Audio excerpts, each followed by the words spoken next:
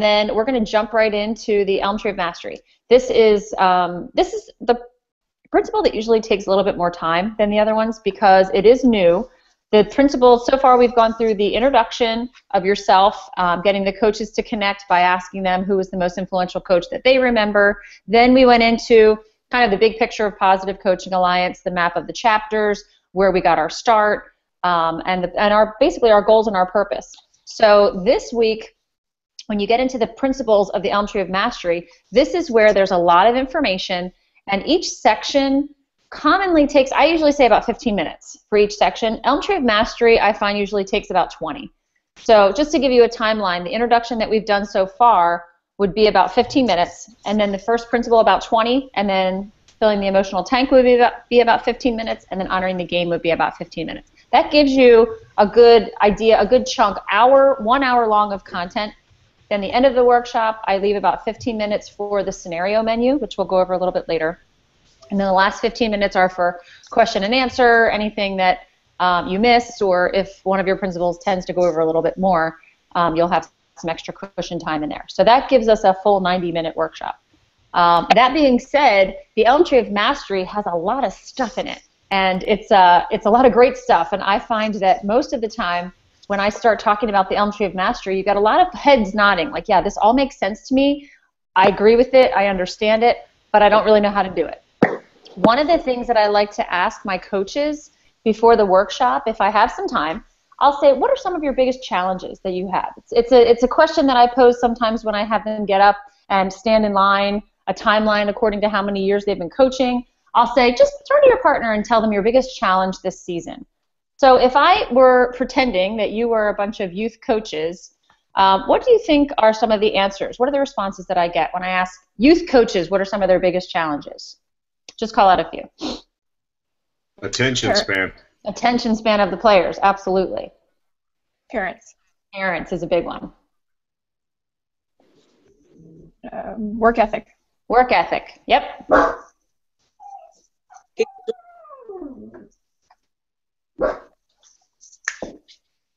What's another one?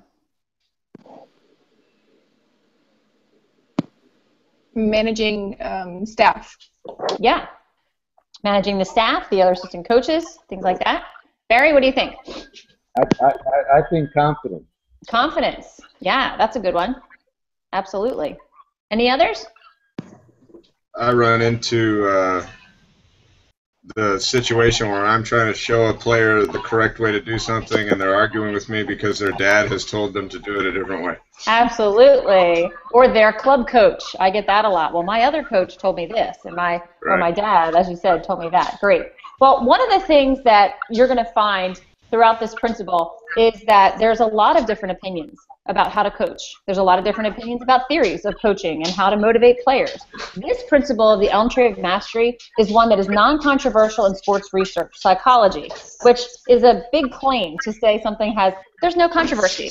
If you are coaching and playing in a mastery environment, focusing on the 3 areas we're going to talk about today, you're going to be more motivated, you're going to play better, and hopefully the scoreboard score will improve as well. So one of the things that I wanted to just mention right off the bat, and the reason that I put the question in your discussion questions for this week, was that, again, sometimes people think Positive Coaching Alliance is soft, not focusing on winning, and we don't care about the score. I had someone actually say to me this week, which I thought was funny. I said, oh, yeah, I'm a trainer for the Positive Coaching Alliance. And they're like, are you the one that's going to tell us all that we can't keep score for youth soccer? Because that drives me nuts when we don't keep score at the soccer game. And I said, no, absolutely not. The scoreboard is an important tool. That's why I wanted you to think about that. In our workshops, we don't necessarily say, the scoreboard is a very, very important tool. It's not something that we talk about specifically in our workshops. But as a trainer for Positive Coaching Alliance, I think it's important to see. We all are here to win. That's why we're coaching. The scoreboard does have value. It's a very important measure of score, but it's not everything. So that's why I wanted to explain that in the discussion questions this week. So now that a few more people have jumped in, let me just do some quick introductions before I jump in. Shelly, good morning. Morning. How are you? Can you just introduce yourself real quick and tell us where you're from? Sure. I'm Shelly Oates-Wilding, and I'm from Hawaii.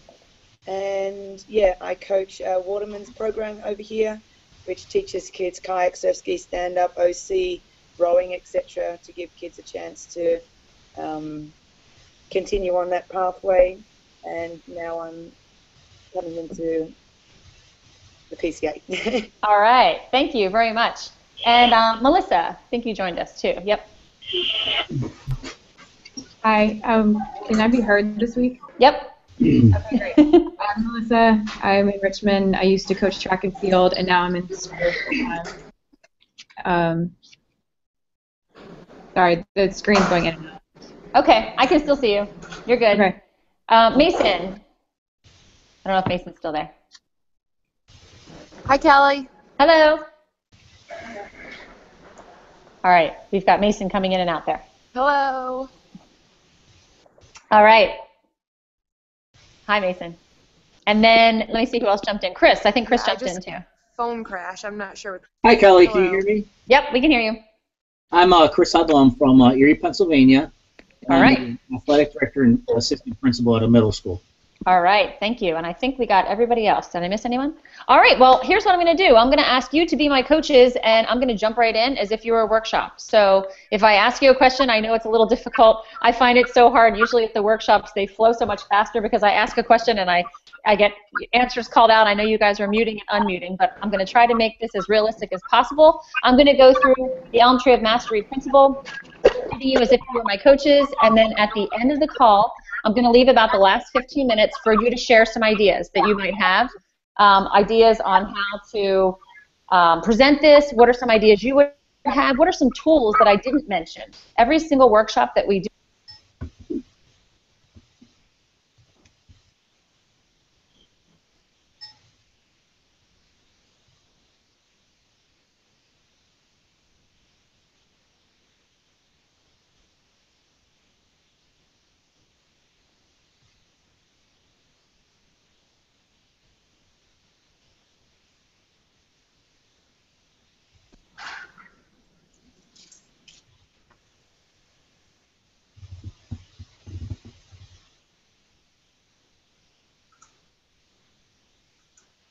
Somebody muted me. Hello, am I back?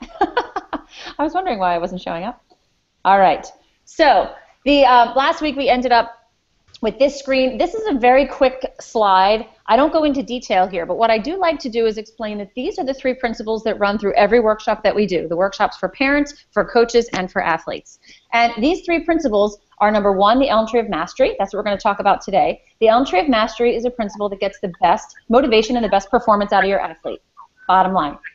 Filling the emotional tank is the principle that's going to get your athletes in the right state of mind to be the most coachable they can be and to bounce back from mistakes as quickly as they can so that they're ready for the next play. And the third one is honoring the game. Honoring the game takes sportsmanship to the nth degree. It makes sportsmanship specific and it makes it a teachable tool so that your players realize the game is so much bigger than that one moment in the game. So these are the 3 principles that run through every workshop, and they're framed a little bit differently. So we're going to jump right into the Elm Tree of Mastery. What I want you to think about right now, I'm going to show you a video from the movie We Are Marshall, a video clip. How many of you are familiar with this movie, We Are Marshall? All right, some of you are. Well, this is a quick video clip of the coach, the original coach from the Marshall University football team, and he's having a halftime speech, and I think halfway through the speech you're going to realize what's going on with the scoreboard. But what I want you to think about in terms of coaching strategies, I want you to think about what is this coach doing to motivate his players? What is he doing well? And what do you find maybe is not doing so well to motivate his players? And I want you to take a look at the way the players are reacting to him talking to them and where his focus is. All right. So next the video will play. You had a good effort out there today. Let me be clear about this. A good effort is not enough. And I'm proud of it. But I will not accept losing with you. Because there's only one thing they judge us on. There's only one thing people remember. And it ain't how we play the game. Winning is everything. Anyone ever had a coach like this? Sound familiar? Look familiar? Yeah, some of you probably did. If I said on the count of 3, what's most important to this coach, what would you say? 1, 2, 3. Boom. Everybody in the audience says winning. Right. I read all your lips. Winning is absolutely most important. Anyone out there, any of you coaches think winning is not important? No. Everybody always says, yes, winning is important. That's why we're here. However, what does this coach use as a motivational tool? What is he using? What tactic is he using to get his players to come out in the second half and play their hardest and work their best? What would you say is his strategy as a coach?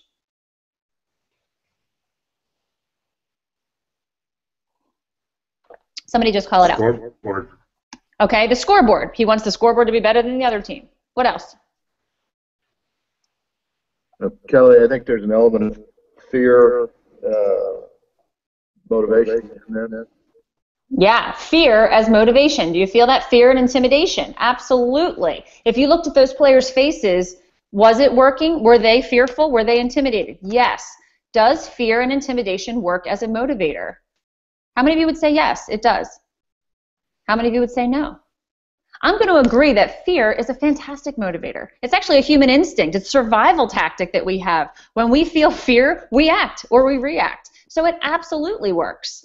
However, it works in the moment. It does not work for the long term. And it might not be the best way to get the best performance out of your athletes. Let me ask you this. Did anybody pick up anything that this coach did well? What was a very positive thing that he said in his little halftime speech here? The first thing he said was, it was a good effort. Yeah, it was a good effort, and I'm proud of you. And then he used a little word in there right after that, and that word is but. And I call that the power of the word but, or the power of a big but, people have said. Be careful as coaches when you praise your team and you're trying to do something great. He says, I'm proud of you. You worked hard. You gave a good effort out there, but I will not accept losing with you.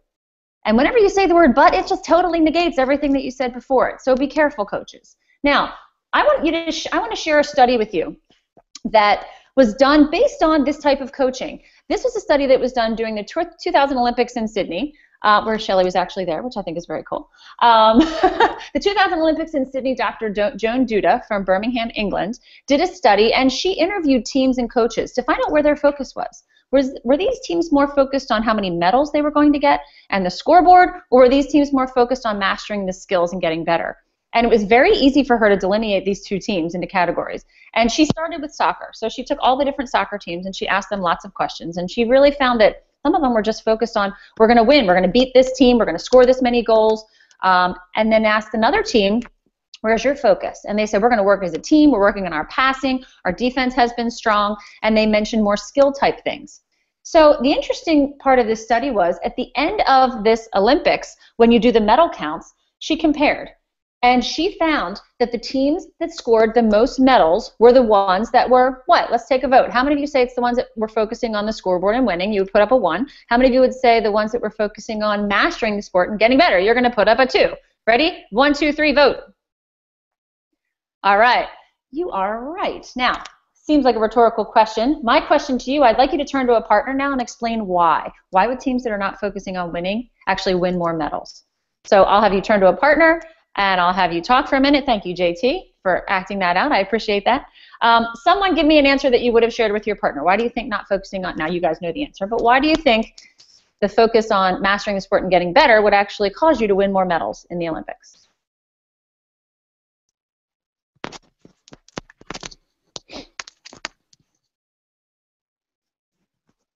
Shelley, go ahead.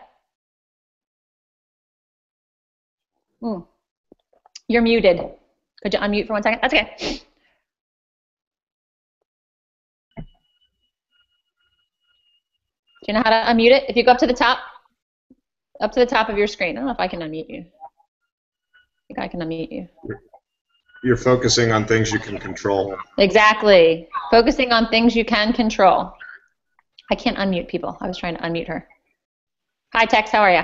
Hi. Glad to be with you. Thank you. Yep. So, I'm sorry, Shelley. I didn't hear you because you were muted. But if you can figure out how to unmute, go up to the top of your screen. There's a little microphone. Click on that. It'll unmute you. All right. We'll come back to her.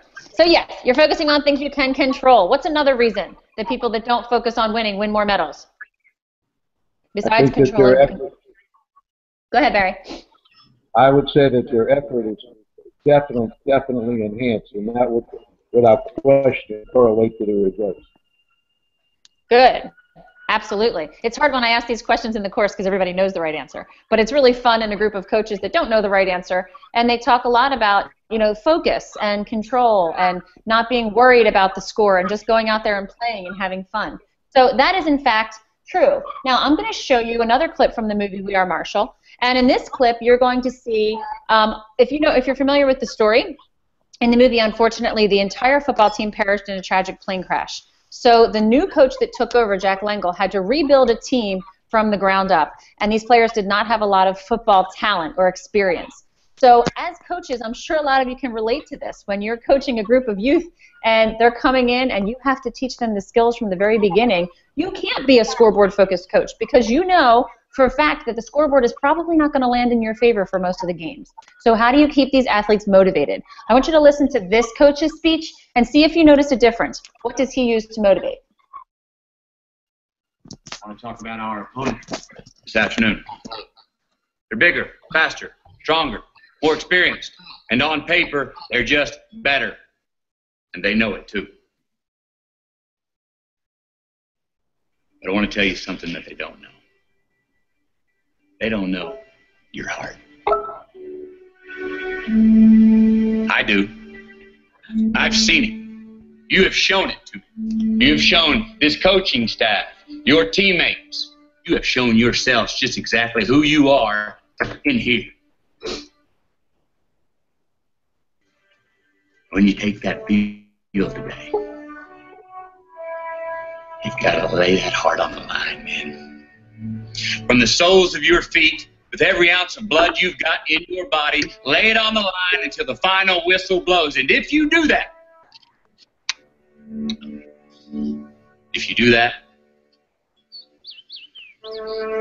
we cannot lose. We may be behind on the scoreboard at the end of the game, but if you play like that, we cannot be defeated. Now, definitely it's a little Hollywooded up, but I think as coaches, you can see where his focus was. He said at the very last line, we may be behind on the scoreboard, but if you play like that, we cannot be defeated. How? Play like what? What does he want his players to give? Effort. Effort, 100% effort. And he tells them right out front, the other team is stronger, faster, and on paper they're just better. But what they don't know is how much effort you have. They don't know your heart. So as coaches, how do we get that heart of our athletes motivated to go out there and play their hardest despite the score on the scoreboard? We've all been probably on both sides of it. We've been in games where we have been up pretty much the whole game and the other team is just dejected. And we've been on the winning side of it. We've also been on the opposite side of it. So how do you keep the players even keel when the scoreboard's not going in their direction? How do we keep them motivated? That's where this principle comes in. This is called the, excuse me, the ELM tree of mastery. And what I'm going to explain to you is basically the definition of success. Let's redefine what it means to win. So let me break it down a little bit. The scoreboard definition of success is based purely on results. What does it say at the end of the game? What's the score? The team with the highest score is the one that won. They must be more successful. They must be the better team. Versus this mastery definition of success and winning is focusing on effort. Have any of you coaches ever coached a team that has given very little effort and still won the game? Anybody ever been in that situation? Yes. Now, as a mastery definition coach, should you be happy with that? No, we shouldn't be happy with that. But there's coaches out there that are, because the coaches that are scoreboard focused would say, you know what, you didn't give a good effort out there, you didn't work your hardest, you didn't pass the ball, and we still won. So you guys, I'm very pleased with you today. Okay, whereas a mastery definition coach would say, regardless of the scoreboard, you didn't work your hardest. So the goal should be working their hardest, not the scoreboard. Mark, did you have a question, comment? Or are you frozen with your hand up in the air? I'm probably frozen with my hand up in the air. Okay. I was giving thumbs up and thumbs down instead of yes and no. Okay, no problem. All right, so let's look at the next one. The scoreboard definition coaches will constantly be comparing their team to others, and I have been guilty of this as well. I remember as a young college basketball coach, basketball is a tough sport, and I was D3. So a lot of my girls were not taller than about 5'8", 5'9", and you'd see some of these teams coming right off the bus into the gym, and they were huge. So right off the bat, I thought, I'm going to be the greatest coach ever, and I'm going to give them this awesome, motivating speech. And I would say to the girls something like, okay, we know that team's taller, we know they're stronger, we know they might have better footwork than us, and their shots might be better than us. But you know what? My phone like doesn't work. Like you click it and it just. I'm going to mute her. Okay, but we're going to go out there, we're going to play our hardest, and I want you to just try your best, and we're going to try to win this game. Now, essentially, as a coach, what I told them was, you're probably going to get beat, you're not as good as they are, but just try anyway. So I went about things the wrong way. I was so focused on comparing them with others, but telling them, you can still win. Come on, we want the Hoosier story. We want this to happen. Whereas, if I would have just focused on the learning and improvement they could make in that moment at that game, they would have been not as nervous. I actually made them nervous by bringing out the talent of the opposing team, which I didn't realize. So let's end of the game. That's what we're focusing on here.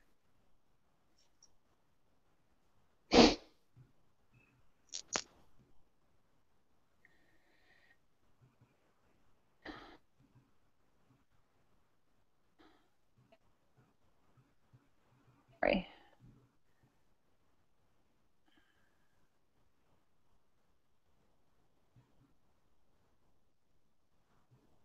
So is anyone else having challenges listening to Kelly? I'm sorry, I stopped. Am I there back? Am I back? Can you guys hear me? I can hear you. I'm sorry. There's something going on with the internet today. Okay, I'm back. I apologize, guys, if my signal was going in and out. We can hear you now. Great. So the last one has to deal with mistakes. Mistakes are inevitable. I had a high school field hockey coach that said field hockey is a game of mistakes. It's not the one who makes the least mistakes that's going to win. It's the one who can bounce back from them. And I really believe that. And Positive Coaching Alliance has also found in the extensive research that's been done around the idea of mistakes, it's the teams that realize that mistakes are not okay are the ones that really limit themselves on of their potential and how far they can go. The mastery definition of success, coaches, focus on the fact that mistakes are okay. Now, I want you to think about that. It's not necessarily that every mistake is great. As coaches, we don't want you to watch your players make mistakes left and right and go, oh, nice job. Way to screw up that shot. That's exactly what we're looking for. No, but it's the way you handle the mistakes. Mistakes are the lifeblood of learning. And if there aren't opportunities to make mistakes, you're going to have players that are trapped. How many of you have ever seen a team that doesn't take any risks? Why are players afraid to take risks and afraid to try new things? Anybody have any thoughts on that? Embarrassed about failing? Yes, they're embarrassed about failing. Who are they trying to impress when they're playing? Probably their parents. Yes, their parents, their players, you as a coach. They're trying to impress everyone. So in order to embrace the idea that mistakes are okay, we're going to open them up to saying, wow, I can try something. I can try something I've never done before. Because if I'm out on the field, and let's say it's a soccer game, and I have an open shot on net, and I take this beautiful shot, and it goes up and completely over top of the net, kids that are over the age of 15, the first person that they look at is their coach. And if their coach is pulling one of these, oh, that's going to send a really quick, easy message that it's not okay that that player made a mistake. Coach, kids under the age of 15, guess who the first person they look at when they make a mistake is? Mom or dad. So be aware when you're out there that your body language can send this quick, clear message. John Wooden said the teams that make the most mistakes wins. Why would that be?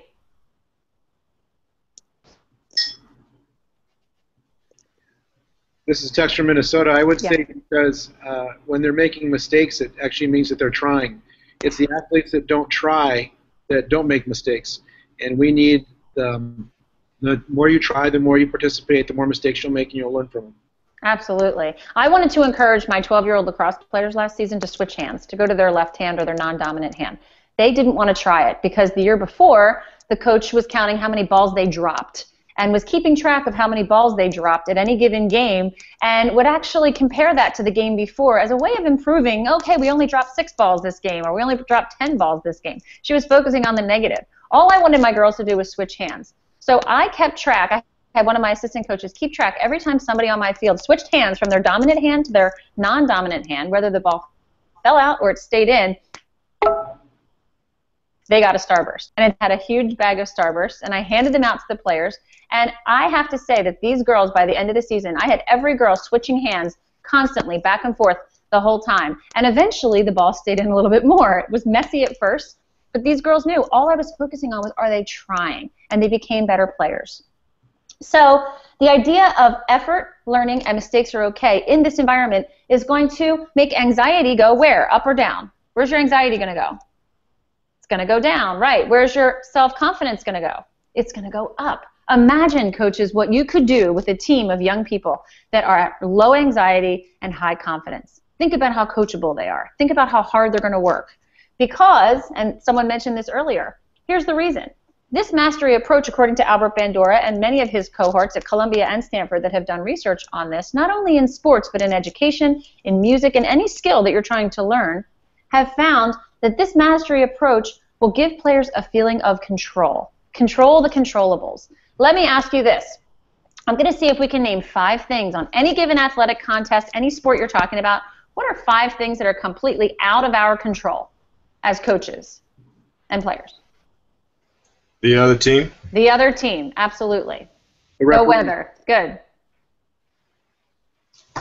Officials. Officials, who they are and what kind of a mood they're in. That's 3. What else?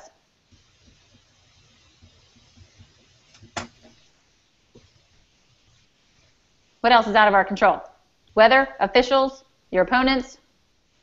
Kelly, there's conditions, all kinds of random things that happen. Bad bounces, bad calls, which is officials, but there's stuff. Yeah, there's lots of stuff. Yet, how many of you of coaches have heard players blame some of their mistakes on one of these things that they have absolutely no control over? Okay, so right now, coaches need to take that out of their vocabulary. Control the controllables. It's something that coaches have said for years and years and years. I've heard my itty-bitty coaches when I was a kid say, control what you can control. Because if you're in control of it, you're going to play harder. You're going to work better. So what I'm going to ask you to do right now is put this into practice. I want you to think about this. Let's take a scenario. Let's say Jesse's on your team. Jesse hangs his head every time he misses a shot, and as a result, he doesn't get back on defense. So translate that. If you're baseball, softball, soccer, whatever sport you are, track, whatever it is, he made a mistake. And instead of going past that mistake, he's now the kind that's beating him up. He's shaking his head. We all know the type. So what I'm going to ask you to do is get together in groups, and I want you to talk for 2 or 3 minutes about how you as a coach would handle a player like Jesse to get his head back in the game and get him ready to go. So, trainer to trainer here, I like to do this a couple different ways. Depending on my audience, one of the most fun ways to get people into groups with this question, if I have multi-sport coaches, is I ask them all to stand up, and what I'm going to ask you to do is I want you to act out the sport you're coaching. Pretend you're playing it. So if you're a basketball coach, you can dribble a basketball. If you're a swimmer, you can swim, whatever it is. And I get the whole room to actually act out the sport they're doing, and they have to get themselves into groups, find other people that are acting out the same sport, get into groups of maybe 4 or 5, depending on how many there are, and I want you to talk about how you would handle a player like Jesse specifically to your sport. Okay, so that's kind of a fun way to get it. Just makes it loud, because the ELM Tree of Mastery principles so far up to this point has been a lot of talking, and they haven't really been interacting. They've been asking a few questions and talking to a partner, but they haven't been up and moving yet. So it's something I like to do to kind of liven up the audience a little bit. Another thing that I might do, if they're all the same sport, we do a lot of workshops that are all soccer or all baseball, I would ask them to get into groups according to what age they coach. So I would say, okay, if you're 8 and under, you're going to stand over here. If you're 10 and under, I want you in the back of the room, 12 and under, and maybe 15 and under or over 15, depending. I like to have them discuss this according to the age of the athletes, because I think you would handle an athlete like Jesse if he was 6 completely different than an athlete like Jesse if he was 15. So I like to hear the whole scope of the age levels and how you would handle this. Or another thing you can do if you don't feel like having them act it out is just say, okay, I would like the soccer coaches over here, baseball back here, football back here. But I think it's fun to mix them up, because usually they come in and they sit with their friends. So it's a good way to get them talking. So next thing I would do is say, okay, you have 2 minutes to discuss this scenario with your group. I'm going to ask one of you to be a spokesperson and just share for us your best approach as a coach. How would you handle this? So all the coaches talk amongst themselves for a few minutes. Incidentally, too, if you would like to, we actually have an online stopwatch that is in, we have a Positive Coaching Alliance trainer share folder, and you can embed the stopwatch into the PowerPoint. I can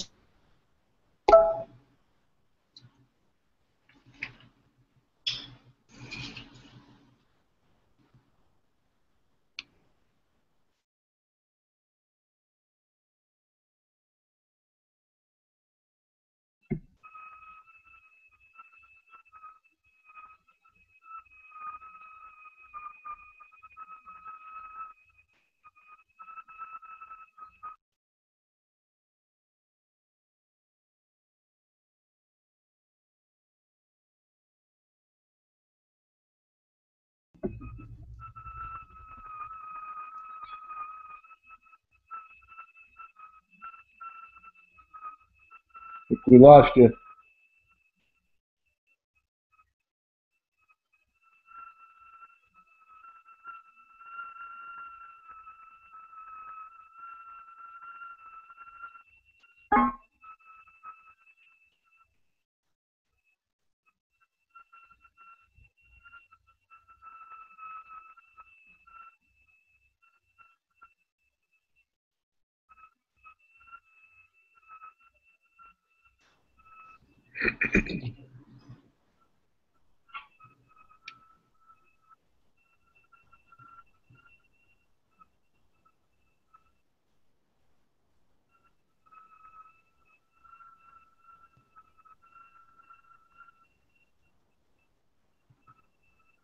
So are we trying to wait for Kelly to come back?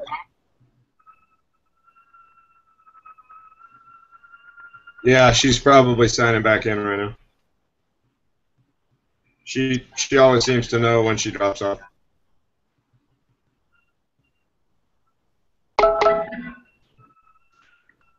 I am so sorry. Can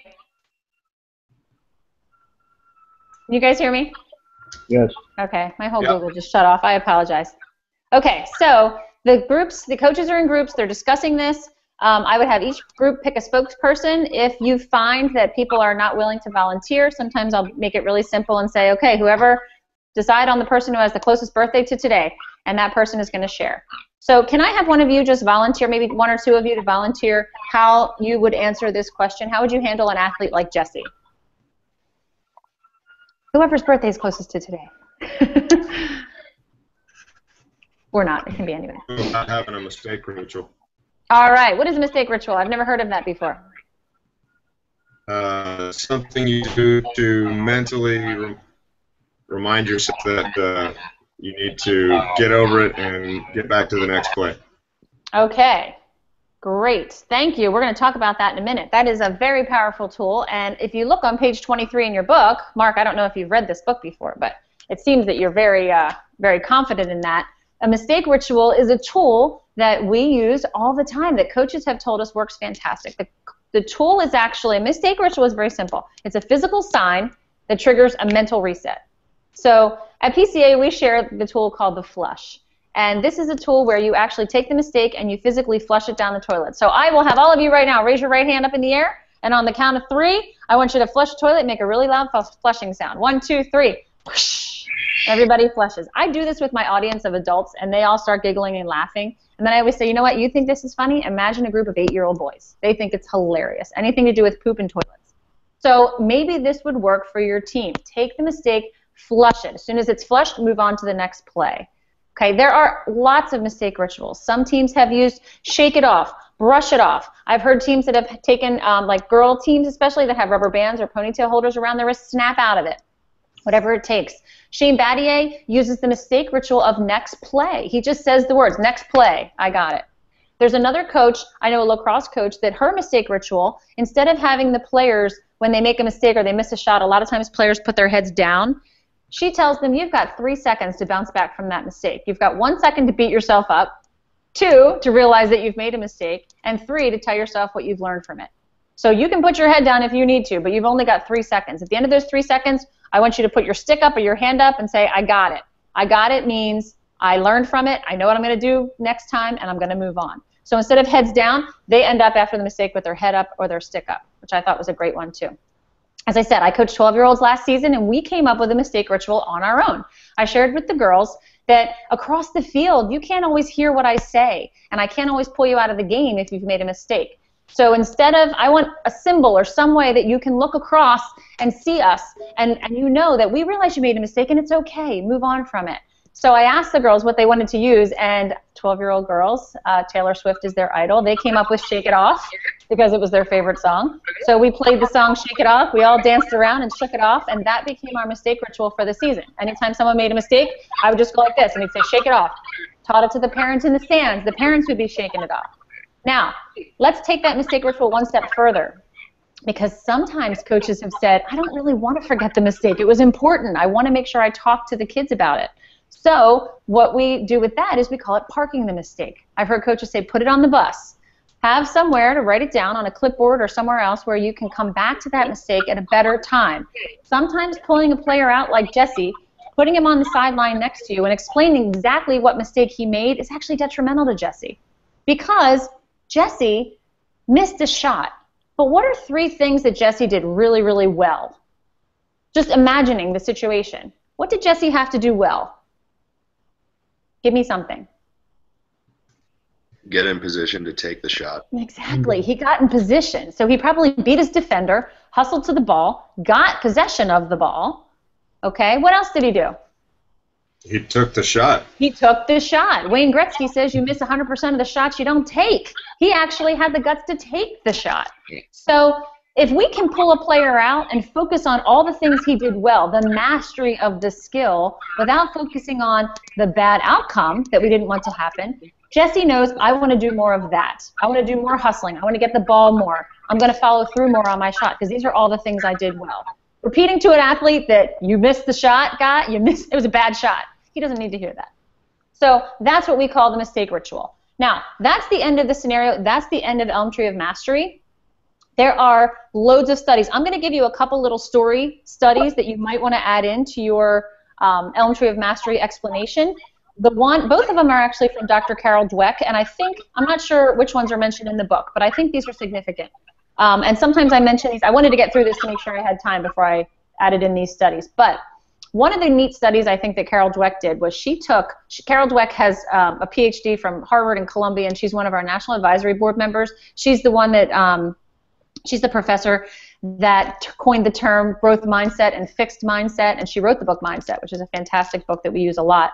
But one of the studies that she did was she took elementary age kids and she stuck them into 2 classrooms. And she went into the one classroom and she told these kids, she said, I chose you to be in this classroom because I was told that you are very smart. You're really smart kids. And the other room of kids she walked in and she said, you were chosen to be in this room because you're very hardworking. Now, she gave both sets of kids the exact same puzzle, and the puzzle was unsolvable. There's absolutely no solution to the puzzle. But she timed how long they worked for and which ones gave up the fastest. Now, which ones would you guess gave up quicker? The ones that she said were just smart, or the ones that she said were hardworking? How many of you would say the smart ones gave up faster? How many of you would say the hardworking ones gave up faster? Yes, the kids that were told they were smart gave up twice as fast. By the end of the 10 minutes, most of the kids that would just said, you're smart, stopped working. Why? Why would the kids quit so early if they were told they were smart? Because if they thought they were smart, they would have thought they would have solved it by then. You got it. So coaches, besides the parents and other coaches telling your athletes they're smart, what are some things your athletes have heard along those same lines? You're an amazing player. You got it. You're an amazing player. You're fast. You're a great shooter. You're a natural batter. All of these things are putting these kids into what we call a fixed mindset and telling them that they are great, they are fast, they are strong. So when they're faced with a challenge, they don't know how to overcome it. It's actually detrimental. So the kids that are just told they're hardworking, if you as coaches believe the kids are hardworking and tell them that they're hardworking and they give 100% effort, it's a self-fulfilling prophecy. They will actually work harder for you just based on the fact that they're being told they're hardworking. It's a very quick tool and it works really well. So let's talk about, when we get to the scenario 2, there's always an opportunity for you to share some tools. As I said, as I go around the room and ask people to share, Mark shared mistake ritual. So I would bring that up and I would say, okay, thank you, Mark, for sharing that. And on page 23 in your book is a little bit more detail about how a mistake ritual might work. One of the other tools, and I always ask you guys, pull out another tool that you like to use or you've used or just connected with you and thought, wow, this is a great idea. One of the tools that actually changed the way I coach, and I'm going to share with the coaches, is called effort goals. How many of you as coaches set goals for your team? All right, many of you do. I did as well, but what I didn't know until I heard about Positive Coaching Alliance Elm Tree of Mastery was I was setting the wrong goals. The goals that I was setting for my team were outcome goals. For example, coaching basketball, we had a rough first half. I would say my halftime speech at the basketball game would be, okay, guys, we're down on the scoreboard, but what I want to do is just focus on rebounds. I just want us to get every rebound in the second half. Okay, can we? And I was trying to do the right thing. I was thinking, okay, let's not worry about shooting because our shooting is really bad. Let's just focus on defense and rebounds. So the girls would go out. First couple minutes of the game, they got crushed on the boards. First time down. Crushed on the board second time down. They had no rebounds. So all of a sudden they're looking over at me like, Coach, we're failing again because we haven't gotten any rebounds. Whereas the outcome I wanted them to get rebounds. But the effort goal is what I missed. Is anybody here a basketball coach? Anybody familiar with basketball? All right, a lot of you have. So if I were to ask you, Heather, I'm going to pick on you for a minute. What does a player have to do? What position does a player have to be in order to get a rebound?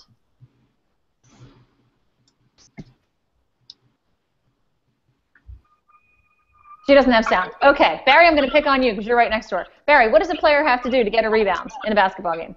You got to get position. You got to be able to box out. Okay, so they have to be in position and they have to be able to box out. Do you think you can, and I might even get Barry to come up in my workshop. Barry, could you show me the right position to get in position to box out? Yeah, so Barry might come up and he'd say, yeah, put your legs like this, wide stance, you know, put your arms like this, you're going to be in the key, wherever it is. Oh, Heather, between the offense and the basket, exactly. So Heather would show me where to position myself. Here's my question. Can every single player on my team get in position to box out? Yes. If every single player can do it and they're in control of it, it's an effort goal. If the players on my team are in the right position and they're standing between the offense and the basket and they're in the right spot when the shot goes up, is it more likely they will get more rebounds? Yes. Yes. So this is how the effort goal of boxing out is what I should be focused on and keeping track of and emphasizing. Yes, Marie, you were boxing out every time. Awesome. Did she get the rebound? Maybe not. But if I keep focusing on that effort that she can control, the ball's eventually going to drop into her spot more likely than if she's not. If she's just focusing on jumping up and getting the rebound, she might forget all about boxing out. So whatever sport you're sharing this scenario or sharing any of these tools with, don't feel like you have to know everything about the sport. I've done this before with soccer coaches, and I've said, okay, soccer coaches, give me an outcome goal at the end of the first week of practice that you'd like your players to have. And a soccer coach might say, I just want them to kick the ball hard and straight. Okay, super. What does the player have to do in order to kick a ball hard and straight? And a soccer coach might say, well, they have to lock their ankle and they have to kick with the laces. All right, can every single player be shown how to lock their ankle? Yes. Can every single player be shown how to kick the ball with their laces? Yes. Can they all do it? Absolutely. Can they all do it well? Not quite yet. But as coaches, we need to focus on the skill to get them there. So don't feel like you have to know every single sport. Pull it out of the coaches. They know what skills they want them to get. Have them break it down as to what physical effort steps will take to get there. Now, it's 12:45 in my world, so I'm going to stop. I want to leave the last 15 minutes. As I said, I have some more stories. I have more studies, but I want to hear from you. What, during this principle of Elm Tree of Mastery, when you were studying it or reading it or going over the discussion questions, what points do you think are really important to bring up with the coaches? Maybe you have another idea on how to get this scenario, how to facilitate the scenario in your workshop. Maybe you have a better, clearer explanation of how you would handle this chart, because this is a lot of information here. Or maybe you have a tool that you found in the book that you would like to help explain a little bit better. So I'm going to give us the last 15 minutes of this call for you guys to share some ideas. So anybody that would like to jump in, feel free. Oh, sorry. We just assumed, like, otherwise you wouldn't be that. It's so embarrassing. Oh, no, it was in a line for that. Okay. Kelly, this is Tex. Yes, go ahead, Tex. So, can you you talked about effort goals, but also stretch goals. Is there a good way to help the coaches understand the difference between the effort and kind of the stretch? Because I think what happens is a lot of the coaches are still in that mindset of the outcome piece, but I'm wondering if you have suggestions for the actually getting them to see the difference between effort and stretch. Yeah.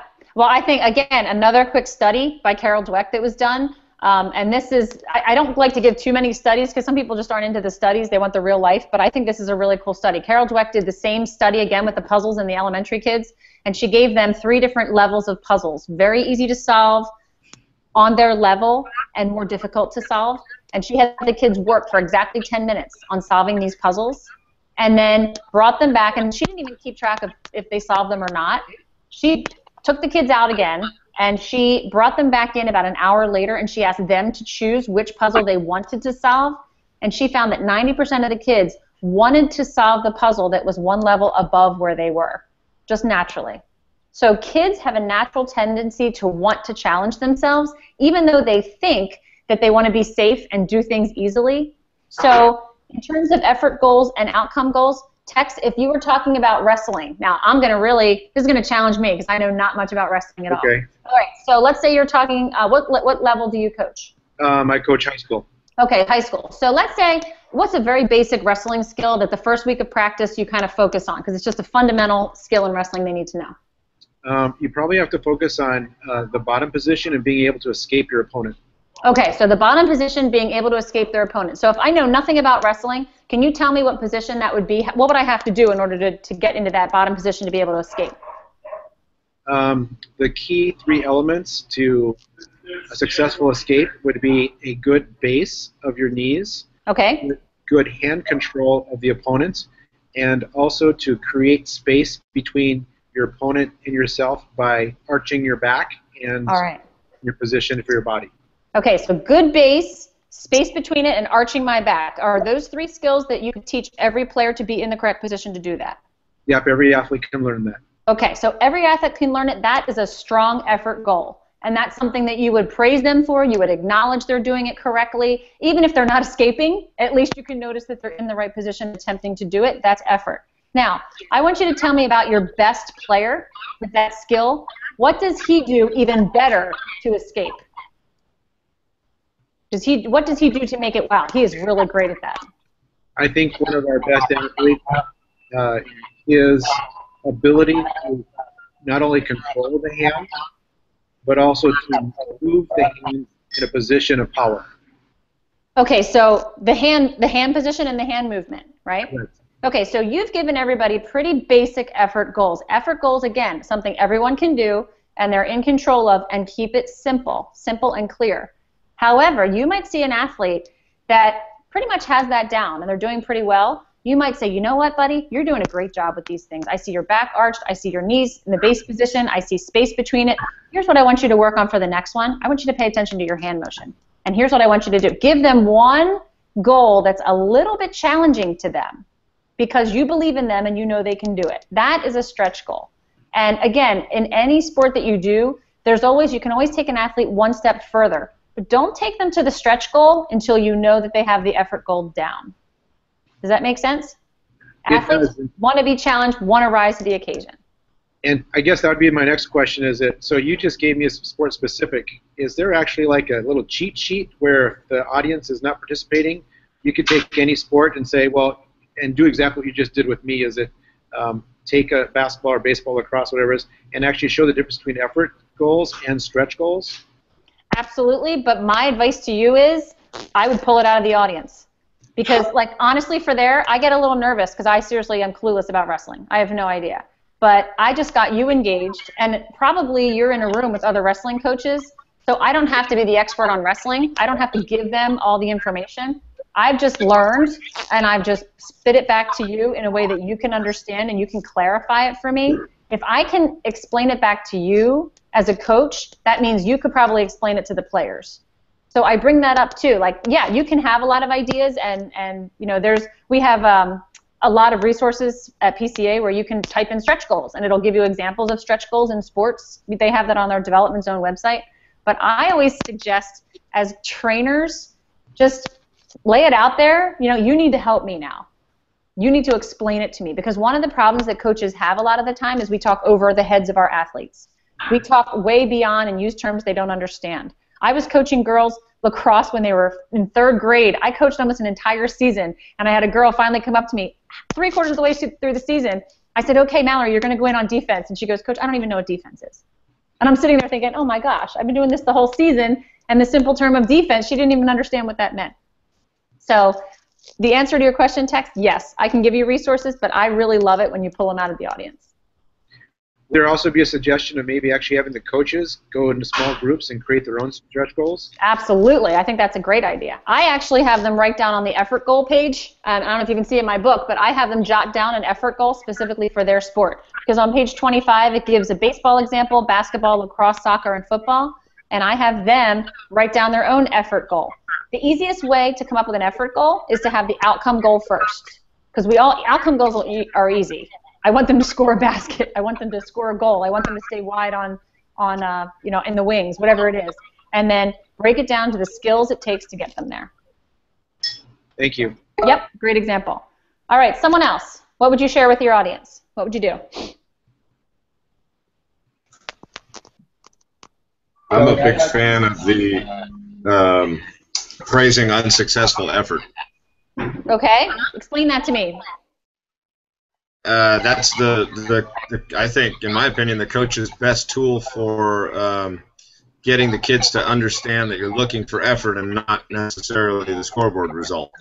And I would actually take it one further, and if they made a successful effort, like let's say they beat the throw to first base, try to focus on not saying good job beating the throw to first base, but say the same thing you would say if they ran hard but got thrown out. Right. Great job running hard to first base and not slowing down. You got it. No matter what the outcome is. Yeah. You absolutely. hear me now? Yes, I can hear you, Mary. Okay, good. Going back to the stretch goals, as far as making or helping coaches or players understand, I think it's important that they understand 3 components of a stretch goal. One is it needs to be realistic. 2, it needs to be specific. And 3, it needs to be measurable. Mm-hmm. Absolutely. And effort goals being measurable and accountable, can you make athletes accountable for an effort goal? I say absolutely yes, every single time. That's how you get the best performance out of the athletes. If you're, as I said, very simple. I was keeping track of how many players attempted to switch to their left hand, and I kept tally marks. We call it positive charting. It's a great way to chart and see how many kids have done it. When I pulled them out, I mentioned, Gracie, nice job on that. You switched hands 4 times. Or, Abby, you switched hands 5 times. I'm actually keeping them accountable for it. And if anyone didn't switch hands yet, I want you to try it in the second half when you go back. It's just like you would be keeping stats for regular skills, but they're focusing on effort instead of the outcome. And yes, holding them accountable and measurable is a tricky part as a coach to figure out how to do it, but you're going to see results dramatically improve. You're going to see the performance improve of your players. Now, the other thing real quick on effort goals, as a coach, I talked about positive charting. I like to keep an effort goal a game, 1 or 2 effort goals for each game, whatever it is. If my effort goal is boxing out and my effort goal is follow through on the shot, like following into the rebound every time you take a shot, whatever that is. I had a coach once share with me, and I used it last season. I thought it was great to bring a stack of index cards, and every player writes down their first name on the index card and the effort goal for that half or the effort goal for that game. So maybe they put boxing out as the effort goal for the game. Then I had the players run to their parents and hand their parents the effort goal on the card and have the parents keep track of how many times their daughter or son boxed out. It's a great way to keep the parents busy. It focuses them on effort, not outcome. And it's a great thing because then at the end of the quarter or the half or whatever it is, the kids run out and they get their card from their parents, and their parents are like, nice job, you boxed out 7 times, Frankie, that's awesome. And it just sparks a positive conversation between parent and child right away.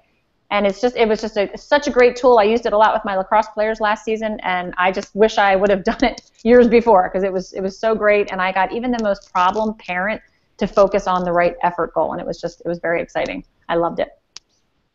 All right, we have time for one more. Someone else like to share an idea or something with Elm Tree of Mastery that you'd like to do in your own workshops?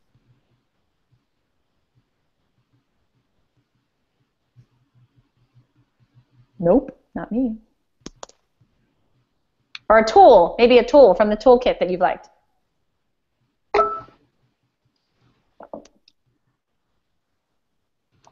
Kelly, this is Mark Newman. I have a question about something that's come up with groups of coaches I've been around lately, and it's about starts with mistake rituals, and sometimes the wooden quote about you make more mistakes, you win.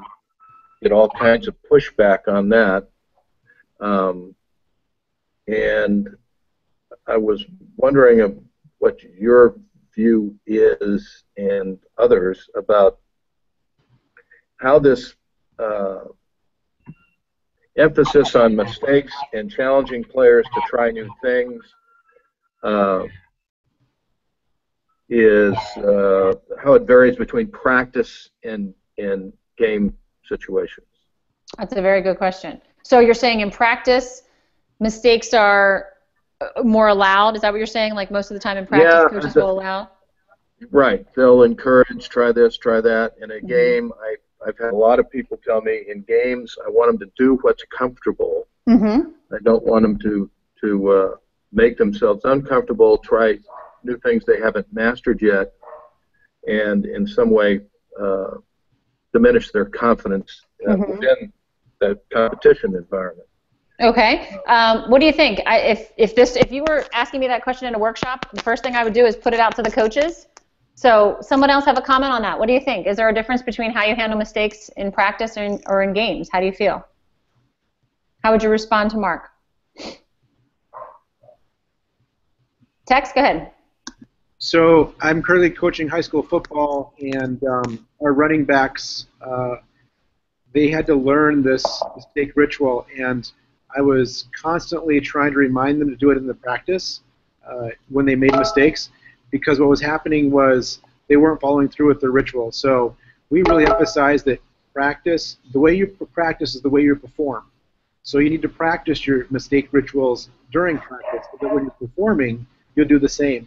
And one of my key running backs, he ended up getting a fumble near the goal line, and he looked at me, I looked at him, and he immediately did his mistake ritual, and then did better and came off. And it was just a testimony that actually did work. And they don't like being reminded of it during practice. And at the same time, I said, the second part of it is, when you're pushing them in practice, they will be able to realize their own limits. And in realizing their own limits in practice, you give them the permission to judge what they need to do in the game. Absolutely. One of the things, just to tag on to that too, Mark, one of the things I always tell coaches is that a mistake is only a failure if the athlete doesn't learn from it. And one of the things an athlete can learn from it is, I need to practice that more before I try it in a game. And that's a very valuable tool to learn. Yes, I tried it. Yes, I need to try more. But what have you learned from doing that? Try it in a game once or twice. If you've practiced it enough and you feel confident, give it a try. But if you've said to yourself, you know what, I keep trying this and it's not working, maybe I need to wait, not throw it out in the game, and try it at practice a little bit more, because that's something that you've learned. So it's a good way. It's not necessarily, mistakes are okay is very general. I like to be more specific. It's how you handle the mistakes and what you learn from them that is the most valuable tool. All right. Go ahead. Thank you. Yep. Absolutely. Because it's 1 o'clock, I'm going to stop there. If you can just give me one more minute. I forgot to mention this last night, so it's going to be in the email on Monday. What Ruben and I would like to do is ask you guys to get a little bit more experience in presenting earlier on in the course. So next week we're doing Filling the Emotional Tank, and instead of doing the regular Hangouts like we've been doing, I'm actually going to send you a recording of the explanation of how I do the Filling the Emotional Tank portion. I'm going to send you the link, so all you have to do is watch it. It's a YouTube link. It's an hour long, but it's from the last course or the course before. I'm not sure which one I'm going to pick. But you're going to see me model how to do it, Just watch. And then what I'm going to do next week is I'm going to send out a list of times where we can set up a Google Hangout, and you'll be able to present the information to us, to Ruben and I. So we do this, we used to do it at the very end of the course, and what I found was by the time you get to the end, people are, they haven't had a chance to present up until that point. So Ruben decided, and I agreed with the idea, I think it's great to get you guys to have a chance to present how you would model filling the emotional tank piece, which starts right about here. It's very short in slides, but there's a lot you can do with it. You can bring in some activity, some storytelling, a tool or two. So you're going to have 10 minutes to present to us, and then we'll give you 5 minutes of feedback. So that's the way next week is going to look. For some of you, this might be even better because it's not going to be locked into the Wednesday evening or Thursday afternoon time. I'm going to have a couple different options, and you can pick whichever one works for you and just jump on for 10 minutes. You only have to be on the call for 15 minutes. And just give us an idea of how you would present this principle and talk to us, and then we'll move on to the next person. So that's why next week's going to look a little bit different. It's kind of independent study, and then you get to share with us a little bit of your spice and flavor and style and how you would present this to an audience. Does that make sense? Any questions about that? All right, I will be hanging out for another 5 minutes if you have any questions, but if you have to go, I want to respect your time. Thank you so much. All right, do we use the model SMART or SMARTer goals if asked? I like SMART goals. It's not a part of PCA vocabulary, but that being said, a lot of coaches or a lot of trainers for PCA use SMART goals, SMA, like the acronym SMART goals, but it's not something that we specifically use in our workshop because apparently it started with, I don't even know who was the origin of the SMART goals, but PCA does not have copyright to be able to use it as our own. So I've heard coaches, use it a lot, but we don't actually have PCA permission to put it into our workshops. But text, you can do it all you want because you're a coach. Okay, so there's SMART and there's SMARTer, and the ER stands for evaluate and reward. Okay. So I guess that's the question are you saying as a facilitator we can talk about it, but we just can't present it, or? No, what I would say, what I do a lot of, because I steal things from coaches and other people all the time, I would say, another great way to do goal setting is something some of you might be familiar with, SMART goals. It's sharing ideas. It's not saying Positive Coaching Alliance says that you should have goals, SMART, So I've asked about that because I think SMART goals are great. And that was the answer that I got back, that we actually don't have permission to use it, because every video, every example, every principle has a copyright on it. And we don't have copyrighted permission to do SMART goals. But share it by all means. I think if you use it and it's something as a coach you found valuable, absolutely. So have you used the SMARTer goals? I haven't heard the SMARTer. I've only heard the SMART. But I like the ER on the end. Yeah, because the E stands for once you have your goals to actually evaluate them and have to possibly readjust them. Yeah. And then, of course, the R is actually for what kind of reward will you give yourself when you achieve your goal. I like it. In youth sports, a lot of times, you throw out there that if, you keep them scoreless, that, you'll have a treat or whatever afterwards. And I think sometimes the smarter piece is that the reward is sometimes forgotten, or just assume that because you accomplish your goal, that is your reward. Mm-hmm. I like that. I like that a lot. I have another question, but I'll let other people that are